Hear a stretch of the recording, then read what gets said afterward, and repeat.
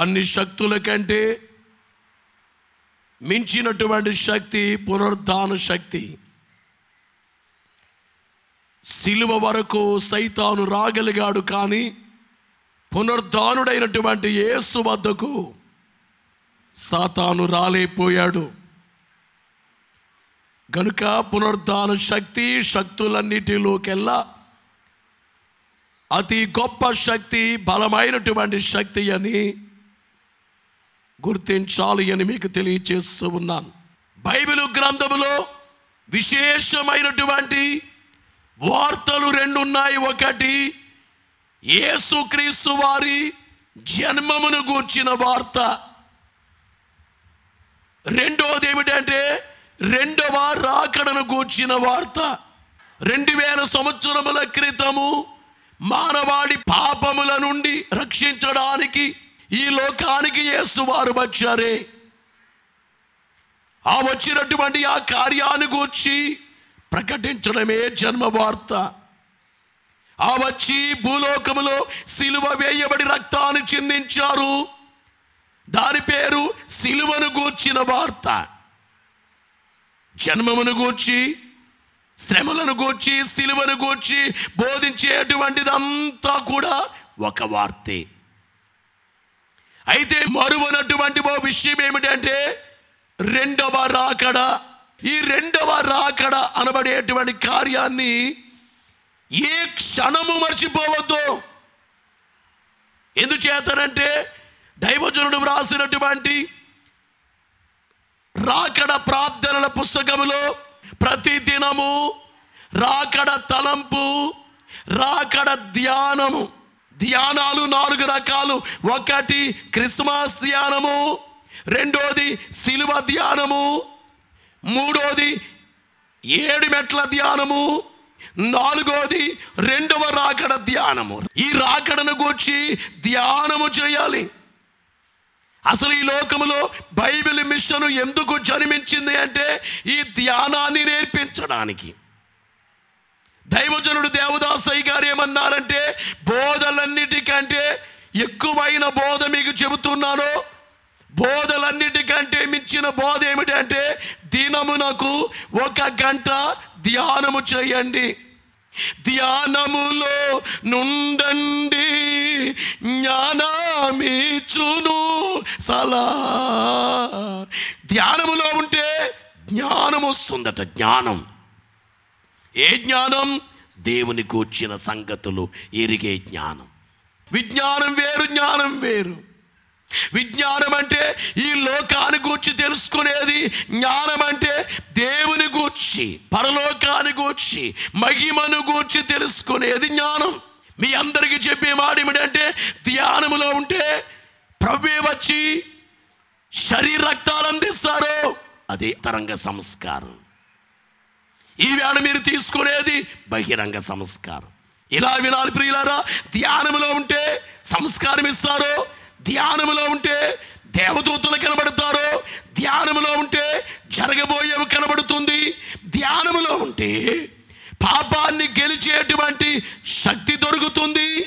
ధ్యానములో ఉంటే దేవుని యొక్క మనస్సులో ఏముందో అది అర్థమవుతుంది. ధ్యానములో ఉంటే బోలో యేసు మహారాజుకు. మీ అందరికీ ముందుగా చెప్పే మాట ఏమిటంటే యేసువారు ఎలాగైతే సమాధిలో నుంచి తిరిగి లేచారు, ఆ లేచిన కార్యం ఎలాగైతే జరిగిందో మరలా ఆయన రాబోతున్నారు. దీని పేరే రెండవ రాకడ వార్త. ఆకాశ మండలములోనికి మేఘం మీద యేసువారు రాబోతున్నారు. యేసువారు పలికినటువంటి 7వ మాట ఉందే, తండ్రి నీ చేతికి నా ఆత్మను అప్పగించుచున్నాను అని గట్టిగా పలికి, ఆ మాట పలికే కాలంలో శరీర భాగాలన్నీ కదిలిపోయి ఇక శరీరములో నుండి రక్తము ఏరుగా ప్రవహించేసి ఉన్నటువంటి రక్తం అంతా బయటకు వచ్చేసినట్లుగా చెప్పబడినటువంటి మాట. అయితే రెండవ రాకడ కాలంలో దేవుని బూరతో అనగా దేవుని నోట నుంచి వచ్చేటువంటి స్వరముతో పరలోకము నుండి ఆకాశ మండలములోనికి యేసు వారు దిగి రాబోతున్నారు. తెస్సలోనికై వ్రాసినటువంటి మొదటి పత్రికలో 4:16 ఆర్భాటముతోను ప్రధాన దూత శబ్దముతోను దేవుని బోరతోను పరలోకము నుండి ప్రభువు దిగి వచ్చును. యోహాను సువార్తలో 14:3 నేను మీకు స్థలము సిద్ధపరచబెడుచున్నాను, నేనుండు స్థలములో మీరును ఉండులాగున నేను మరలా వస్తాను అన్నారు. ప్రకటన గ్రంథం 22:7 ఇదిగో నేను త్వరగా వచ్చుచున్నాను అన్నారు. 10 నుంచి 12 వరకు కూడా ఇదిగో నేను త్వరగా వచ్చుచున్నాను అన్నారు. మత్తయి సువార్త 24:30 మనుష్య కుమారుడై ప్రభావముతో మహామహిమతోను ఆకాశ మేఘారుడై వచ్చేటువంటి కార్యం రాయబడింది. దేవుని వాక్యములో వ్రాయబడిన ప్రకారముగా యేసు పరలోకము నుండి దిగి రాబోతున్నారు. ఇది మొట్టమొదటి విషయమని మీకు అందరికీ తెలియజేస్తున్నాం. ఇక రెండోది ఏమిటంటే, యేసు వారు ఆకాశ మండలములోనికి రాగానే చనిపోయినటువంటి మృతులందరూ మార్పు నొందుదురు. యేసును నమ్మి ఎంతమంది అయితే చనిపోయారో చనిపోయిన వారు మార్పు నొందుదురు. ఎలాగా? వారు చనిపోయి వారి ఆత్మలు పరలోకములో ఉన్నాయి, మోక్షలోకములో. ఆ మోక్షలోకములో ఉండేటువంటి ఆత్మలన్నీ కూడా భూమి మీదకి వచ్చి ఈ భూమి మీద వారెక్కడైతే సమాధి చేయబడ్డారో, బూడిద చేయబడ్డారో వారికి సంబంధించిన ఆనవాళ్ళు భూమి మీద ఉంటాయి. మట్టో బూడిదో అక్కడి నుంచి మరలా తిరిగి లేస్తారు. గమనించేటువంటి మాట ఏమిటంటే క్షణములో మార్పు. కొరింథీ మొదటి పత్రిక 15:20 చెప్పబడిన మాట ఏమిటంటే, ఇప్పుడైతే నిద్రించిన వారిలో ప్రథమ ఫలముగా క్రీస్తు మృతులలో నుండి లేపబడి ఉన్నాడు. మనుషుని ద్వారా మరణం వచ్చెను, మనుషుని ద్వారానే మృతుల పునరుద్ధానమును కలిగెను. ఆదామునందు అందరూ ఎలాగూ మృతి పొందుచున్నారు. వినాలే, ఆదాము చనిపోయాడు. ఆదామునందు అందరూ ఎలాగైతే చనిపోయారో, బైబిల్ గ్రంథములో 2 ఆదాములు ఉన్నారు. ఒక ఆదాము ఏదేను తోటలో ఉన్న ఆదాము, 2 ఆదాము కడపటి ఆదాము. ఆ కడపటి ఆదామనగా యేసుక్రీస్తు ప్రభు. మొదటి ఆదాముని బట్టి పాపం ప్రవేశించింది, కడపటి ఆదాము బట్టి పరిశుద్ధత ప్రవేశించింది. మొదటి ఆదాము సాతానుకు చోటిచ్చాడు, కడపటి ఆదాము సాతానునే ఆయన కాళ్ళ కింద నలిపివేశారు. మొదటి ఆదాముని బట్టి ఈ లోకం పాపలోకమైంది, కడపటి ఆదాముని బట్టి పరలోకం అనబడే గొప్ప లోకం మానవాళికి అనుగ్రహించబడుతుంది. కనుక మీ అందరికీ చెప్పే మాట ఏమిటంటే 2 ఆదాముల్ని మర్చిపోకండి. మొదటి ఆదాముని బట్టి ఎలాగైతే మరణం వచ్చిందో, ఈ కడపటి ఆదామైన యేసు వారు ఎలాగైతే సమాధిలో నుంచి లేచారో, అలాగే చనిపోయిన భక్తులందరూ కూడా సమాధుల్లో నుండి తిరిగి లేచే కార్యము జరుగుతుందని దేవుని సేవకునిగా మీకు తెలియజేస్తున్నాం. బోలో యేసు మహారాజుకు.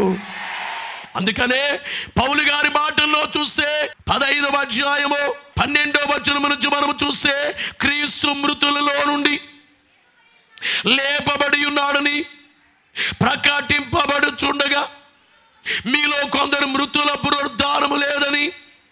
ఇలా వినాలి, పౌలు గారు ఏమంటున్నారంటే చనిపోయిన వారు తిరిగి లేస్తారని.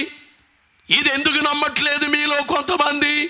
మృతుల పునరుద్ధానము లేని ఎడల క్రీస్తు కూడా లేపబడి ఉండలేదు. ఇలా వినాలి ప్రియులారా, ఇక్కడ పౌలు గారే చాలా పెద్ద మాట చెబుతున్నారు. మీలో ఎవరైనా కానీ మృతులైన వారు లేస్తారు అనేది నమ్మకపోతే యేసు సమాధిలో నుంచి లేవనట్టే, యేసు వారు కూడా ఇంకా సమాధిలో ఉన్నట్టే లెక్క. అంత ప్రమాదము నమ్మకపోతే యేసు లేచింది నిజం, క్రీస్తు లేపబడి ఉండని ఎడల మేము చేయు ప్రకటన వ్యర్థమే. ఒకవేళ యేసు వారే లేపబడి ఉండకపోతే మేము చేసేటువంటి ప్రకటన మా బోధ వ్యర్థం. యేసు వారు గూర్చి మేము చెప్తున్నామే ఈ బోధే. ఆయన లేచారు కాబట్టి మేము వాక్యాన్ని ప్రారంభించాము, శిష్యులైన వారు ప్రారంభించారు. అందుకనే మీకు ముందుగా చెప్పింది అన్నిటికంటే చాలా ముఖ్యమైంది పునరుద్ధాన బోధ, సిలువను గూర్చిన బోధ, పునరుద్ధాన బోధ. ఈ బోధలు చాలా ప్రాముఖ్యమైనవి. యేసు వారు లేపబడి ఉండని ఎడల మా ప్రకటన వ్యర్థమే, మీ విశ్వాసము వ్యర్థమే. పౌలు గారు అంటున్నారు మీ విశ్వాసం కూడా వ్యర్థమే. గమనించే మాట ఏమిటంటే ఆయన లేచారు, అలాగే రాకడ కాలంలో మృతులైన వారు లేస్తారు. మీ అందరికీ చెప్పే మాట ఏమిటంటే యేసును నమ్మి చనిపోయిన వాళ్ళు ధన్యులు. ఎందుకంటే యేసు రాకడ కాలంలో లేస్తారు. ఈవేళ నీవు యేసు నమ్మి నీ వయసును బట్టి మరణం వచ్చినా నువ్వు ధన్యురాలివే, ధన్యుడివే. యేసు రాకడ కాలంలో నీవు లేస్తావు. ఒకవేళ యేసు నమ్మిన వాళ్ళు లేస్తారని నమ్మకపోతే యేసు లేచారని నమ్మనట్టే. మా ప్రకటన వ్యర్థమే, మీ విశ్వాసము వ్యర్థమే. ఈ విషయాన్ని గుర్తించాలని దేవుని సేవకునిగా తెలియజేస్తున్నాం. దేవునికి మహిమ కలుగును గాక. ప్రకటన గ్రంథములో 20వ అధ్యాయము 6వ వచనములో చెప్పబడినటువంటి మాట మనం గమనిస్తే ఈ మొదటి పునరుద్ధానములో పాలు గలవారు ధన్యులను పరిశుద్ధులైయుందురు. ఇటు వారి మీద రెండవ మరణమునకు అధికారము లేదు.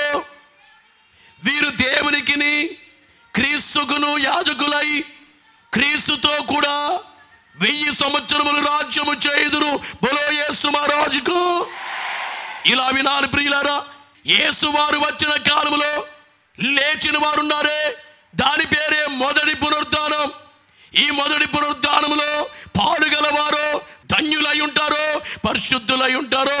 ఈ మొదటి పునరుద్ధానములో పాలుగలవారు ఉన్నారే, అనగా యేసు వారు వచ్చిన కాలంలో లేచిన వారు ఉన్నారు చూడండి. వారట దేవునికిని క్రీస్తుకును యాజకులుగా ఉంటారట. యాజకులు అంటే పాస్టర్లు. అనగా గమనించే మాట ఏమిటంటే మీ ఇంట్లో మీ అమ్మగారు భక్తిగా ఉండి చనిపోయింది, మీ నాన్నగారు భక్తిగా ఉండి చనిపోయాడు. మీ నాన్నగారు పేదవాడే, మీ అమ్మగారు పేదామే, కానీ రేపు ఆడ లేచిన తరువాత ఆడు ఏమవుతారంటే యాజకులు అవుతారు. వారట క్రీస్తుతో కూడా 1000 సంవత్సరములో రాజ్యము చేయుదురు. యేసు మహారాజుకు. ఈవేళ నీవే దీనుడిగానే కనబడుతున్నావు, పేదవాడిగానే కనబడుతున్నావు, కానీ రేపు యాజకులై ఉండి 1000 సంవత్సరములు క్రీస్తుతో కూడా రాజ్యము చేస్తారట. బలో యేసు మహారాజుకు. ఒకవేళ మన ఇంట్లో ఎవరైనా చనిపోయినా వాళ్ళు ఎప్పుడు లేస్తారో అంటే చనిపోయిన వాడు ఏమై ఉండాలి? యేసు నమ్మి పాపాలు కడిగి వేసుకుని ఉండాలి. కడుక్కోకుండా చనిపోతే పాతాళానికి వెళ్తారు. అందుకనే నీకు ఎప్పుడు మరణం వస్తుందో తెలియదు కాబట్టి బ్రతుకుండగానే యేసు నా ప్రభువని నువ్వు ఒప్పుకో. మృతుల్లో నుంచి దేవుడు ఆ యేసు లేపారని నమ్ము, నువ్వు రక్షించబడతావు. పాప క్షమాపణ కొరకు యేసు నామమున బాప్తిస్మాని పొందండి. నమ్మి బాప్తిస్మం పొందిన వాడు రక్షింపబడును, నమ్మని వానికి శిక్ష విధింపబడును. ప్రకటన గ్రంథం 14వ అధ్యాయము 13వ వచనములో వ్రాయబడిన మాట ఏమిటంటే అంతటా ఇప్పటి నుండి ప్రభువు నందు మృతులు ధన్యులని వ్రాయుమని పరలోకము నుండి యొక్క స్వరము చెప్పగా వింటిని. నిజమే, వారు తమ ప్రయాసములు మాని విశ్రాంతి పొందుదురు, వారి క్రియలు వారి వెంట పోవునని ఆత్మ చెప్పుచున్నాడు. బలో యేసు మహారాజుకు. కనుక ప్రభునందు ప్రియమైన విశ్వాసులారా, ఈ వచనములో చెప్పే మాట ఏమిటంటే క్రీస్తు నందు మృతులు ధన్యులు. ఎవరైతే క్రీస్తు నందుండి చనిపోతారో ఆడు ధన్యులు. ఎందుకంటే తిరిగి లేస్తారో. అయితే ప్రియులారా, ఈ మృతులైన వారు మార్పు చెందగానే అలాగే రెండోది సజీవులుగా ఉన్నవారు మార్పు చెందుతారు. అంటే ఇప్పుడు చనిపోయిన భక్తులు, బ్రతికి ఉన్న భక్తులు అంటే రెండు గుంపులు. ఒకటి మృతుల గుంపు, రెండోది సజీవుల గుంపు. అనగా ఇప్పుడు వరకు చెప్పినటువంటి భక్తులేమో యేసును నమ్మి చనిపోయారు. పేతురు గారు యేసును నమ్మారు, బోధించారు, చనిపోయారు. పౌలు గారు యేసును నమ్మి యేసుని కలిగి బోధించి చనిపోయారు. కొర్నేలి గారు యేసును నమ్మి చనిపోయారు. ఇలాగ చనిపోయిన వాళ్ళు లేస్తారు. అలాగే మన ఇళ్లలో భక్తిగా జీవించి చనిపోయిన వాళ్ళు ఎవరున్నా వాళ్ళు లేస్తారు.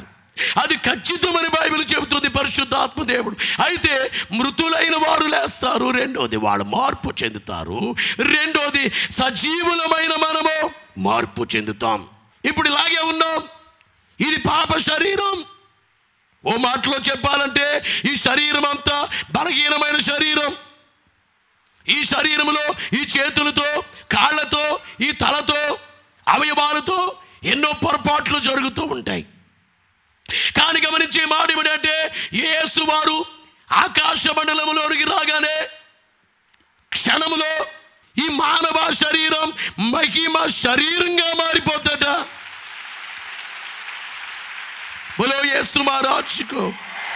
యేసు వారు మానవ శరీరముతో సిలువేయబడ్డారు, చనిపోయారు, సమాధి చేయబడ్డారు. మూడో దినమందు ఏ శరీరముతో బయటకు వచ్చారు? ఫిలిప్పీ పత్రిక 3వ అధ్యాయము 21వ వచనము చెప్పే మాట ఏమిటంటే సమస్తమును తమ లోపరుచుకొనిన జారిన శక్తిని బట్టి ఆయన మన తీర శరీరమును తన మహిమ గల శరీరమునకు సమరూపము గల దానిగా మార్చును. విన్నారా? యేసు వారు ఏ మహిమ శరీరాన్ని కలిగి ఉన్నారో ఆయన శరీరానికి సమరూపాన్ని కలిగిన శరీరంగా ఈ దీన శరీరాన్ని మార్చి వేస్తారట. బోలో యేసు మహారాజుకు. యోహాను సువార్త 12వ అధ్యాయము 32వ వచనములో నేను భూమి మీద నుండి పైకెత్తబడిన ఎడల అందరినీ నా యొద్దకు ఆకర్షించుకొందునని చెప్పాను. బోలో యేసు మహారాజుకు. నేను ఈ భూమి మీద నుండి పరలోకానికి మహిమ శరీరంతో పైకెత్తబడతాను. అలాగే నన్ను నమ్మిన వాళ్ళందరినీ కూడా పైకెత్తుతాను. ఈ శరీరం మహిమ శరీరంగా మారి కాలం రాబోతుంది, రెండో రాకడ కాలంలో.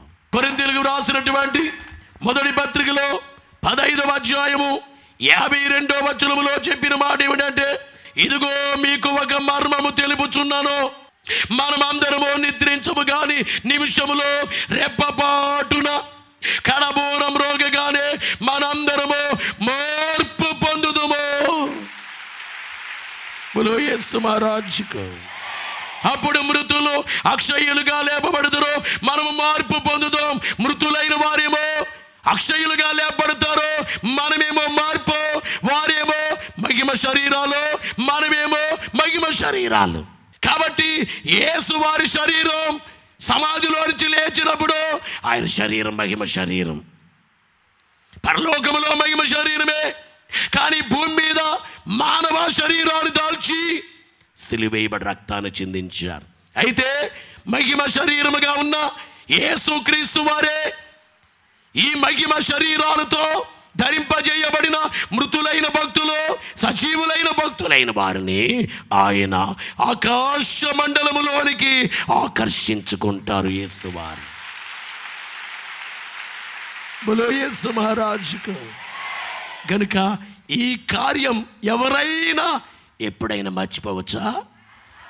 కాబట్టి నిద్రలో మెలకు రాగానే రాకడా రాకడా రాకడా. ఎందుకంటే సడన్గా ఈ శరీరం మహిమ శరీరంగా మార్చబడాలి. రాకడను కూర్చిన బోధ ఎక్కువ చెప్పమన్నారు. అసలు బైబిల్ మిషన్ బోధలో ప్రధానమైనది ఏమిటంటే రాకడ బోధే. బోలో యేసు మహారాజుకు. మొట్టమొదటిగా చెప్పిన మాట ఏమిటంటే పరలోకము నుండి ప్రభు దిగి వచ్చును. రెండో మాట ఏమిటంటే మృతులైన వారు మార్పు నొందుదురు. మూడో మాట ఏమిటంటే సజీవులమైన మనము మార్పు నొందుదుము. ఇక నాలుగవది ఏమిటంటే ఆకాశ మండలములోనికి మేఘం మీద వచ్చిన యేసునే మేఘముల మీద యేసు వద్దకు కొనిపోబడుదుము. దేవునికి మహిమ కలుగును గాక. పరిశుద్ధాత్మ దేవుడే మనల్ని ఆ మహిమ మేఘము పైకి తీసుకుని పెడతారు. దేవునికి మహిమ కలుగును గాక. అయితే పరలోకానికి వెళ్ళిన తర్వాత ఏం జరుగుతుంది? గొర్రె పిల్ల వివాహము జరుగుతుంది. ఎవరా గొర్రె పిల్ల? పరలోకములో భాగినాలే. ఒకటి గొర్రె పిల్ల వివాహం, రెండోది ఏమిటంటే గొర్రె పిల్ల పెళ్లి విందు, మూడోది ఏమిటంటే గొర్రె పిల్ల సింహాసనం. ఒకటి గొర్రె పిల్ల వివాహం. పరలోకములో ఏం జరుగుతుంది? ఎవరికి పెళ్లి?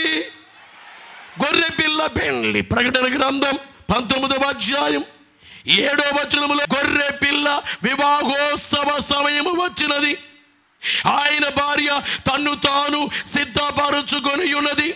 ఇక్కడ గమనించే మాట ఏమిటంటే గొర్రె పిల్ల వివాహం. గొర్రె పిల్ల అనగా యేసుక్రీస్తే. ఈ యేసుక్రీస్తు వారికి వివాహం జరుగుద్దట. ఎవరితో వివాహం?